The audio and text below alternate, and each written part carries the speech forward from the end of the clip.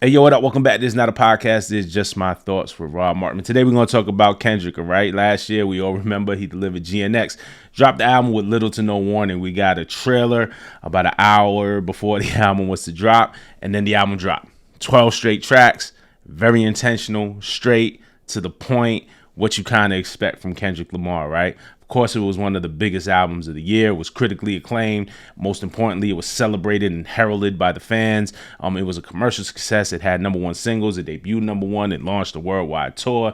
I think there's like 9 Grammy nominations off the back of this album, if I'm not mistaken.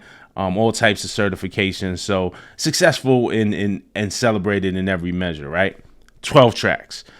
According to Kendrick's longtime producer and collaborator, Sounwave, the road to GNX started immediately after the release of Mr. Morale in 2022. So they started recording immediately after they dropped Mr. Morale. And remember, we got 12 tracks on GNX.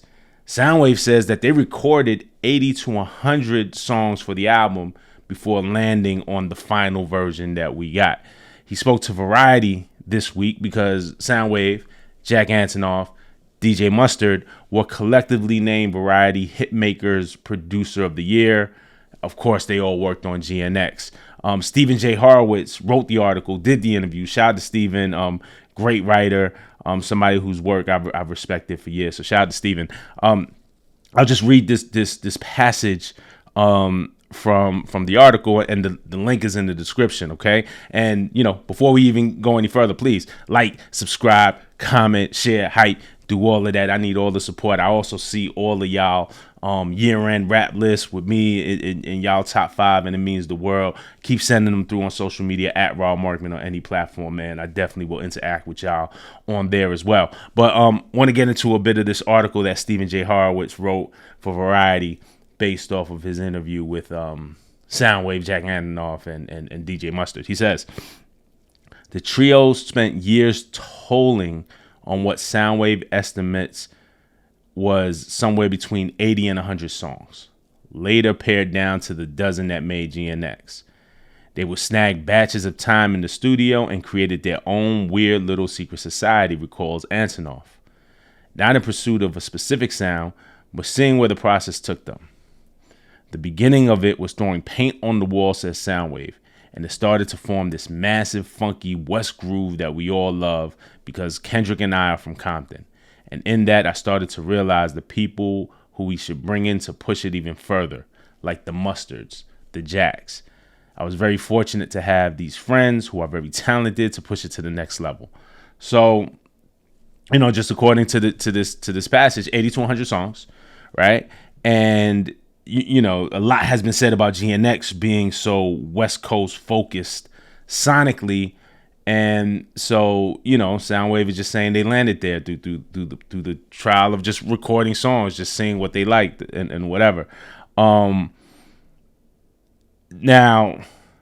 still, this doesn't speak to the fact that quite possibly, and I don't know for sure, but I feel like it's been said, it's been hinted, maybe DJ Head. I should have looked it up, man. Shout out to DJ Head, man. That's my guy. I was with him yesterday. But kind of hinted at that, you know, the songs that landed on the album it came very quickly. It doesn't mean that they weren't working on it for a long time, but maybe the songs that were presented to us came, you know, kind of at the last minute, or they hit a groove. That I'm unsure of, right? But you know, so it makes sense. But 80 to 100 songs. I'm going to get to the point. I'm going to land the plane. Stick with me. Also want to answer the question for those who wondered how Jack Antonoff started in the group Fun. He has his own group, The Bleachers. He produces for Taylor Swift, Lorde, Lana Del Rey, Sabrina Carpenter, right? All the pop girls. So there are a lot of people wondering like how Jack Antonoff ended up in Kendrick's mix. You know, like how did that happen? The article explained that too. I'll read the passage. Together, they helped craft one of the most singular and impactful rap albums in years.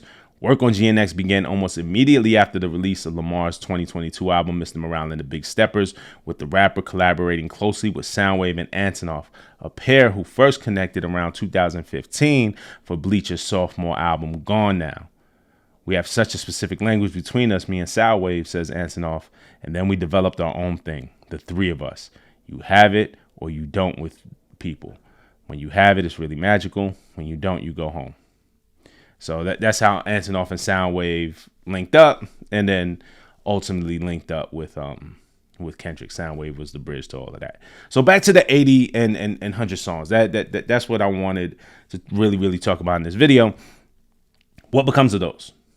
As soon as Dot dropped GNX, there were automatic fan rumors and speculation of a deluxe that was coming, right? In part because on Squabble Up, Kendrick had the line, hit his turf, get it cracking, double back like a deluxe. So people read into that. In part, there was Lefty Gunplay, who is a collaborator on GNX, who had on TV Off had his part, and he said that there was a deluxe coming in an interview. And then there's just the fan yearning for more music, right? And I think that naturally happens with all biggest artists. Is a thing with Kendrick. They kept the idea, they kept the hope for a deluxe coming. It was a thing on the tour, and you know, he would take the cover off the GNX and the red brake lights, and what did that mean, and all of that. So the hope for the deluxe kept growing legs, and people were looking for hints of where and when this deluxe would be coming. The same thing kind of happened with Damn. If you remember when Dot dropped it right before Easter, and then fans theorized that he would rise on the third day like Jesus and drop another album right after. That was like a little fan theory and stuff like that. So Kendrick's not new to this, right? In terms of people just wanting more and theorizing when this deluxe is coming. The fact is, Sounwave confirmed that there's enough music. And while a good deal of those 80 to 100 songs, right, and this is me theorizing, a good deal of those songs could be works in progress, could be skeleton records, could be unfinished thoughts. Maybe just some of them are not good and up to Kendrick's standard, right? Like that happens. Like you create. It's like, nah, this is not good enough, and you get the records that are good enough to make the album. So as great as Kendrick is, there's a portion in these records that I'm sure just aren't up to his standard of putting out, and they get left on the cutting room floor. But out of those 80 to 100, there are surely enough records left over to package and create something, right? But then again, for an artist like Kendrick, and with all his intention, would Kendrick ever just create something? Like I'm just going to put this out to put it out. That's just doesn't seem to be his style, right? Feels kind of unlikely. And again, I'm purely theorizing here about all of this, right? But, you know, a year and some weeks after GNX, we just passed the 1 year anniversary. I don't think a deluxe is coming. I mean, there is a world where he could drop it sometime in the next like couple of weeks, days. There's a world, right? And it sets the music world on fire and reignites talk about the album and reminds the Grammy voters the power of Kendrick, because now that the nominations have been announced, the voting time comes, and you know, artists are campaigning. People are being front. People are being present. People are being like in the face of the public to just remind the Grammy voters, like, hey, remember, I'm nominated and my shit was great, and you should vote for me. Like, a lot of people aren't outwardly saying it, but you see a lot of artists kind of ramping up their press runs and their visibility. So from a strategy standpoint, Kendrick dropping a deluxe right now could reignite people, and if somebody was on the fence, or you know, they're a little far removed from GNX, would be like, nah, oh, that's right, that was a great album. Possible. Again, I'm theorizing. Doesn't seem to be Kendrick's style at all, right? Like, again, if you're following and you're a fan, Kendrick is gonna drop his work, and you're gonna like it, you're gonna love it, or you're not. But you know, he doesn't seem through the years to want to do a whole lot of convincing of people like, yo, you should like me. He kind of drops the work and let the work speak for itself. And that's been his style for a while. So again, highly unlikely to me that a deluxe is coming. What I think we can see, and again, this is just me theorizing, this is just fanfic here, right? Maybe hoping and wishing, but what I can see is with all of the records on the cutting room floor leading up to GNX, plus the records that didn't make Damn, plus records that I'm sure didn't make Mr. Morale, would be cool if Dot dropped another untitled, unmastered project. Like that to me, you know, he did that in 2016 after The Pimp a Butterfly. He dropped the untitled, unmastered project. And that to me seems like a good place for these records to live and be contextualized, right? Dot's an artist who prides himself on doing things his way, the way he like artistically sees fit, even if it's something that other artists don't do. So when he dropped Untitled, Unmastered, he kind of reinvented for himself what it meant to do a deluxe version of an album or a compilation, or what to do with these unfinished or unspoken for records, because they were finished, they were packaged. These are real songs. Maybe they were unspoken for. They didn't have a home. They didn't necessarily fit on the album. And he kind of found the home and found the brand and found the concept to put them in with Untitled and Unmastered. Nas did Lost Tapes back in the day, and Lost Tapes 2. The subtle difference was a lot of those Nas records were released. We probably heard, if you was a Nas fan at the time, everything that was on Lost Tapes you heard. Some of the stuff on Untitled and Mastered we heard before it came out too. Like, he was performing some of them stuff, a couple of leaks, I guess.